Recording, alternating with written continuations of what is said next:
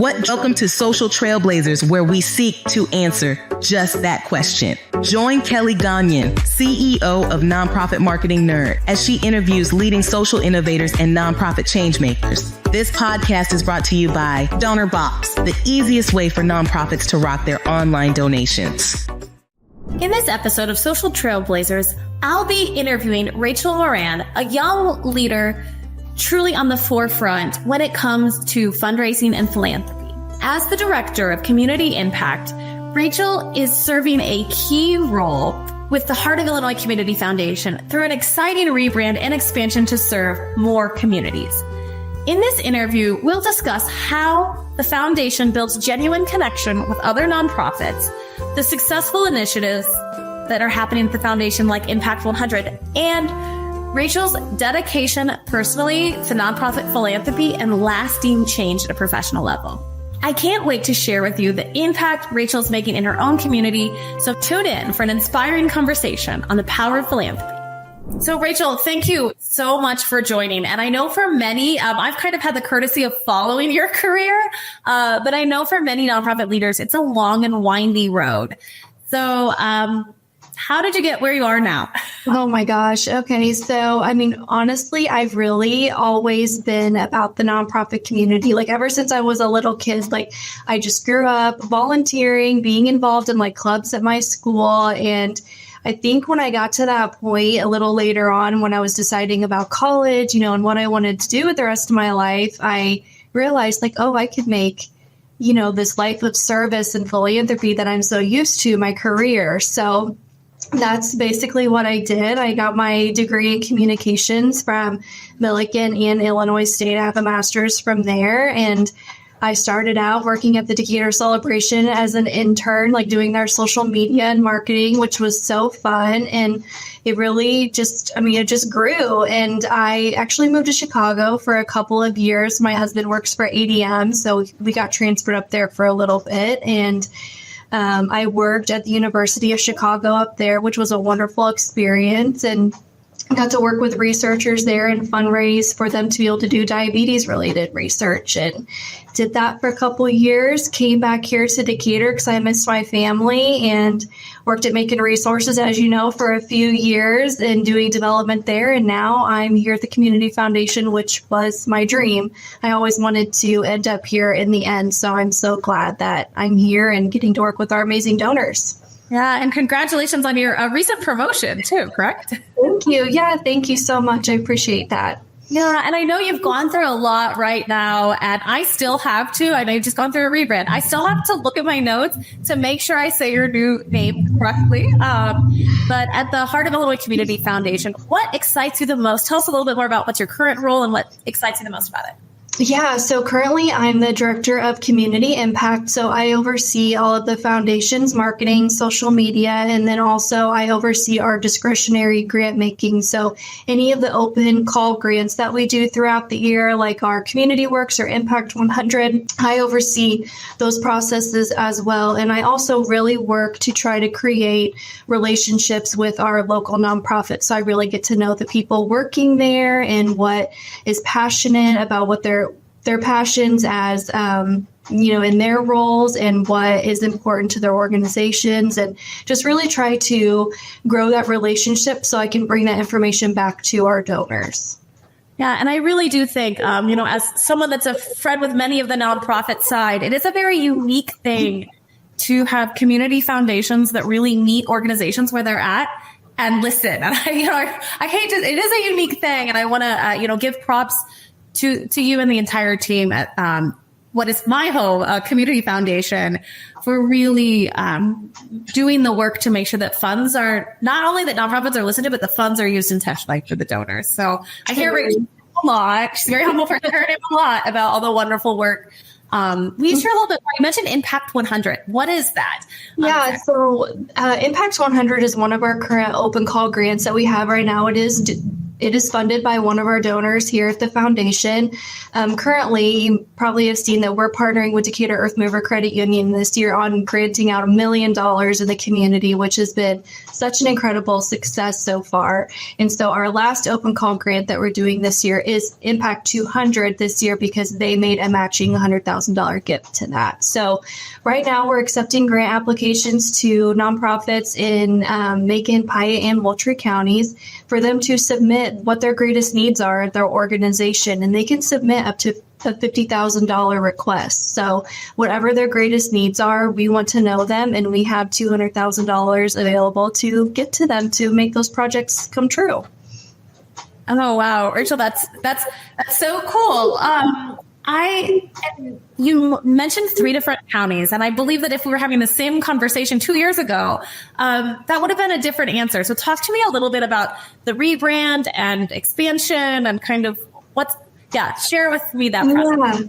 Yeah. So earlier this year, we made the decision to expand and rebrand. So formerly, up until now, we were known as the Community Foundation of Macon County, and now we are the Heart of Illinois Community Foundation to reflect the new counties that we serve. So before, we had served just Macon County, and we now serve Macon, Piatt, and Moultrie counties as of just a few months ago. I think in February is when we officially made the switch. But really what we saw was that we had the capacity to serve more than just Macon County. And we know Piatt and Moultrie counties have just as much need as we do here in Macon County. Those nonprofits deserve to be served, and we have the capacity here at our foundation to be able to do that. So we have donors who are from those communities, are passionate about those communities. And so it just really made sense for us to expand. And it's really been a wonderful experience. We've been getting to know the nonprofits there. We've hired staff in Piatt and Moultrie counties. So we really have those boots on the ground people there who are establishing those connections for us. And it's been going amazing so far. And we're so happy that we've been able to step in and provide funding to their nonprofits who desperately need it. Yeah. And, I would emphasize often in the nonprofit space, people are dropping, I think all the time, nonprofits in New York City and Chicago. And, we partner with a lot of nonprofits in the Indianapolis area. But I think that's such important work to serve organizations that would otherwise not be served, especially from a funder standpoint.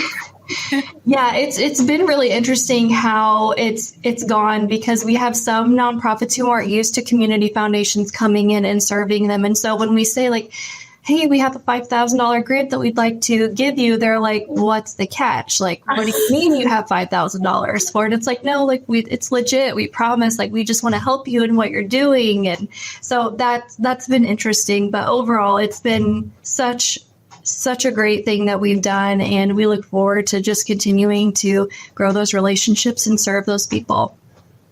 And I know for listeners that are actually watching and joining by video, we might have a special guest joining a little later in this episode with Rachel.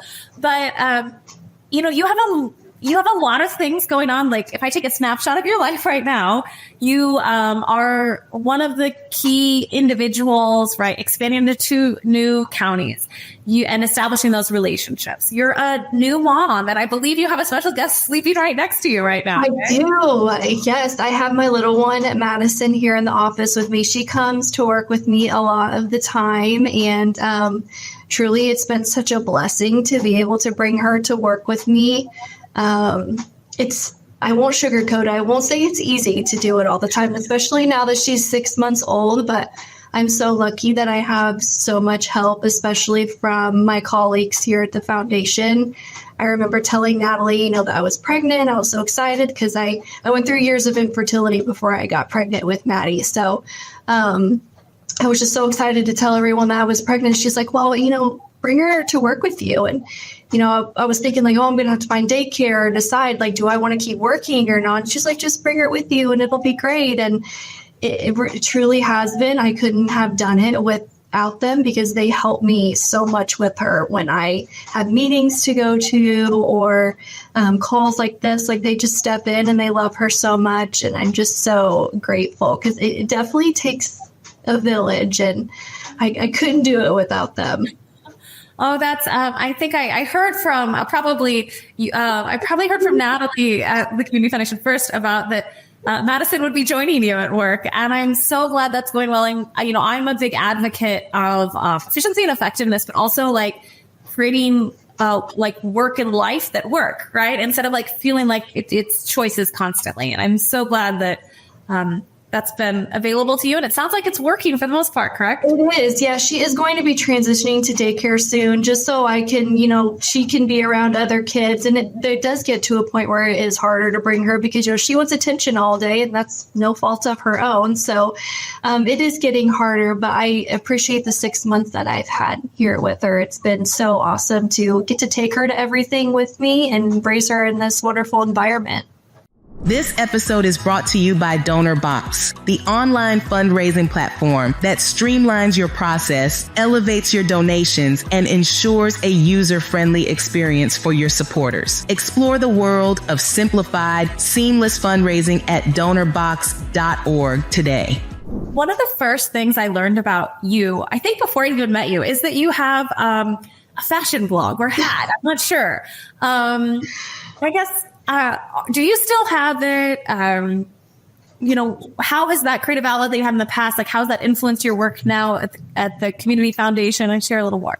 Yeah. So that I don't have my fashion blog anymore. That was something that was such a fun, different time in my life. I loved getting to do that. And I have such fond memories of that time in my life. I remember I started it when I was in grad school. I was just like, I feel like blogs were really popular around like the 2015, 2016 era of like everyone was like sharing their outfits on Instagram. And that looks a lot different now than how it did at that point. But I really just wanted this creative outlet because I loved fashion and I was in grad school at the time. I loved to write. So I was like, well, I'm going to start a blog and just talk about my outfits and what I think. And it was so fun. I did it for several years. I think I officially hung it up a few years ago. I was really focusing on my career and wanting to grow that. And honestly, like, I think I lost a little bit of my passion for my blog when I started noticing so much change in the space. Like everything was moving towards video and it was just changing in a way that I just loved to write. And all I wanted to do was just write articles on my blog, and people just weren't really reading blogs anymore. But it was such a fun time and I have so many great memories from it. I remember I think probably my favorite memory from that is I got my wedding dress for free when I got married because I had like a brand deal, which was the coolest thing ever. But yeah, I had such great memories from doing that, but not doing it anymore. Unfortunately, I've learned that you cannot do every single thing that you think that you can. Isn't that true? I think learning what to say no to is something we have. And that was one of those things, but it was fun while it lasted. And I'd love to talk about it from time to time. Well, thank you for sharing it with us. Yeah. Oh, that's too. Yeah. When it switched to video, you're like, this is not my vibe anymore. Yeah. It was so much more work, honestly. Like I just wanted to sit and write my articles and like trying to figure out video. That's just not where my skill set was at. And so I just realized it was time to let it go. Yeah. You touched on it a little bit that the support that's been given for you as a new mother in the workplace. But, I'm a firm believer that women can only get where they are by the support of other women. And will you share a little bit about your community of support? I have truly the best community of women behind me, and I truly don't think I would be where I am today without the support of them. And I will say, I didn't always have that support of women behind me. Like when I was in my 20s, I went through a time where I felt like I was being held back in certain positions that I had. And I learned very early, when you're naive and young, you think, oh, everyone's there to support you. Everyone wants to grow. And unfortunately, there are people out there, and I learned that the hard way, that not every woman supports every woman. And I think that that's so unfortunate. And when I had that experience, I really promised myself, I would never be someone that ever tried to hold back another woman. And so I remember talking with Natalie and Missy when I interviewed for my position here at the Community Foundation, and just never, ever had I felt more supported by them. I felt like we truly just connected. They understood. I mean, they're the president and the vice president of the foundation. Like, they couldn't be more supportive and want to see their staff grow. And I wouldn't have achieved things like getting my CFRE if it weren't for them. I wouldn't have grown to the position that I have now if it weren't for them. And so I'm just so grateful. And they've taught me so much about how to be supportive, and just, I look forward to that time in my life where I get to mentor someone and get to help them grow. So I wouldn't be here if it weren't for those two. They're awesome. And we have an amazing staff of women here in the office that's just so incredibly supportive of one another. And we just want what's best and to see us reach our highest potential. Looking forward to mentoring. I don't think you're that far off. And can you talk a little bit about, you've had both maybe the supportive experience and a lack of support. Like, what do you see as mentorship? What are you looking forward to? Share a little bit more. I think it's just so amazing to see young people, especially in our community, have that drive and desire to want what's best for them, reach their highest potential, do amazing things in their community. And when you see someone who just has that little bit of oh, I could do this. You just want to take them and nurture that as much as possible, and just be whatever I can do to support you. I just want to do that, because our community needs more people who are passionate and doing good and sharing it with others and inspiring other people. I just love that so much. And I'm so glad that I have people in my life who did that for me, who saw something in me and were I'm going to take this person under my wing and just try and nurture that inspiration as much as possible. I think it's so important. So I know life isn't always perfect. Especially the nonprofit sector. Can you share with us a little bit, maybe, especially for aspiring nonprofit leaders, about maybe a struggle you've had and kind of what was the situation and how did you overcome it?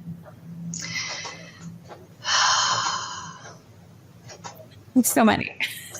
There is. And okay, so I'll share a little bit about here at the Community Foundation. We work with so many incredible nonprofits who are all doing incredible work. And when it comes to time when we are doing our open grant request calls, we get millions of dollars in requests for amazing projects that our nonprofits are doing. And the funding only goes so far. For Impact 200, for example, we only have $200,000 to give out. We'll probably see at least $1 million in requests. Those decisions are so incredibly difficult for our review committee to make, because nearly every request we get deserves to be funded. And so having to navigate those hard conversations with the nonprofits that, yes, we want you to apply, we encourage you to apply, but not everyone is able to get funding. It's so hard, and we do our best to go about that conversation in the right way that doesn't encourage them from trying to get future funding. And so we have those conversations often here at the foundation, and you'd never want to discourage anyone from trying to get funding, but that is probably one of the biggest challenges that we see here is we just there's never enough dollars to go around, but we do our best to invest in the programs that are going to have the greatest impact and try to spread those dollars as much as we possibly can. Yeah, and I think, I could hear it in your voice, your heartfelt want to be able to give and support and, impact 100, impact 200, impact 1 million. Yeah. I understand that. We wish we could. Yeah. So I will say that the Heart of Illinois Community Foundation, you have a very small team, and I know you're kind of leading the charge with marketing and outreach and community presence. And I feel like you're everywhere. Externally, I feel like you're everywhere. Yeah. How do you maintain that broad presence, especially now in 3 counties? And then, what do you see has worked well for you? We work a lot. We are so I will say this about our staff, we're so hardworking and dedicated, and the work that we do here is not just a job to us. It is, philanthropy is our livelihood. It is what we were born to do. It's what we love to do. So many days, it doesn't feel like work, and even though it obviously is, but we just love what we do so much, and we all see and have experienced that impact. So we know that by doing all of these things that we do, we are helping people. And so our staff is incredible. And honestly, we all help each other so much. There's never just one person involved in one thing. With scholarships, for example, our whole team has a hand in making sure that that is successful.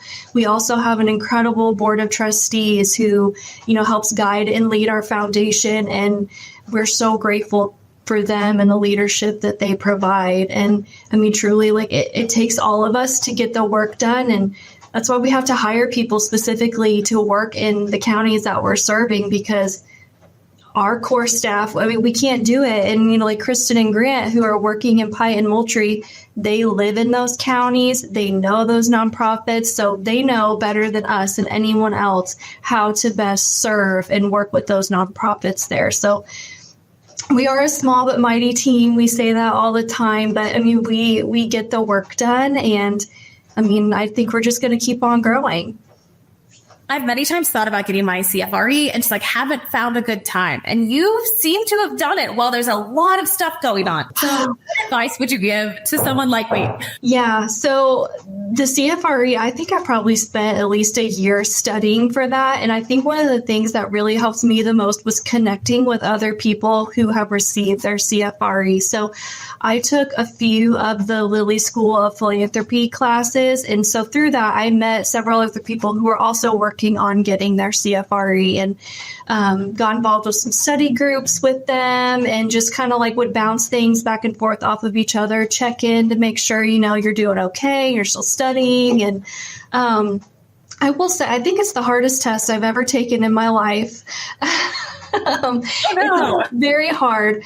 But you're going to feel so good once you get it. It's been a personal and professional goal of mine for years. I knew that I wanted to get my CFRE just so that as I was interviewing and trying to grow in my job, that I would have that certification behind me that says she doesn't just put on paper, that she knows what she's doing. She's proven herself and raised a certain amount of money and passed this really hard test that, says she does actually know what she's doing.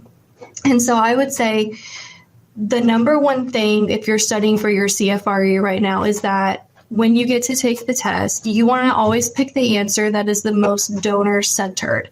And someone gave me that piece of advice because the test is structured in a way that it's not you can't memorize the answers. It's all application-related questions. So you really have to understand the material because you're going to have to answer questions in a scenario-based format. And so anytime I got to a question where I was kind of teetering between two different answers, I always picked the one that was the most donor-centered. And I think that helped me the most when I was actually sitting down to take the test. Someone gave me that advice, and it may not sound like it's the best piece of advice, but when you sit down and take that test, there are several questions that are formatted like that. So just keep that in mind and you'll be okay. Awesome. Well, I am going to definitely remember that tip. Pick the donor-centered advice. So I know I know you have a baby napping, and I only claimed some of your time, but I have a few more questions for you. No problem. So looking ahead with the Heart of Illinois Community Foundation, how do you hope to see growth, and what does growth look like in the next few years? Yeah, growth looks like so many different things. Obviously, we are always wanting to grow our assets. So right now, we're at 58 million. We have a goal much higher than that because obviously the more assets that we hold, the more money that we're able to distribute in the community. And so the past couple of years that I've been here, it seems like we keep just shattering that goal that we have every year of what funds that we've granted in the community. So last year we granted out $6 million. This year we're already on track to hit $7 million granted out. And you don't see all the community foundations like granting out dollars like that. Yeah. So every year we hope to continue growing our assets so we can keep giving away more and more millions of dollars to the community. We hope to continue inspiring new generations of people in our community to get involved in philanthropy. That's something that's really important to us because donors are aging and getting older. So how do we talk to that younger generation and make sure that they know how important philanthropy is, and especially keeping those dollars here in our community to support our nonprofits here. So that's just a couple. I mean, those are two very general things that we want to have more assets and be able to give more money out. Well, for those people who would love to connect with you and learn more about you or the Heart of Illinois Community Foundation, where can they find you?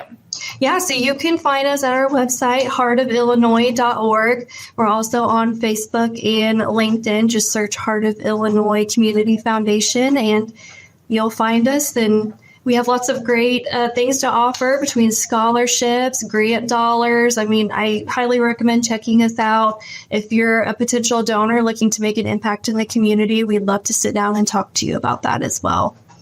Awesome. Well, Rachel, thank you so much for your time, especially during Madison's nap. Thank you so much. Yeah, thank you for really being a social trailblazer and making an impact in my home community.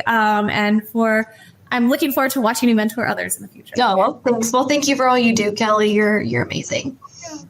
Thank you for tuning in to Social Trailblazers. If you enjoyed today's episode, don't forget to subscribe, leave a review, and share it with others who are passionate about making a difference. Special thanks to our sponsor, DonorBox, for supporting this podcast and the incredible work of nonprofits everywhere. Join us next time as we continue to dive deep into the motivations of the change makers shaping our world. Until then,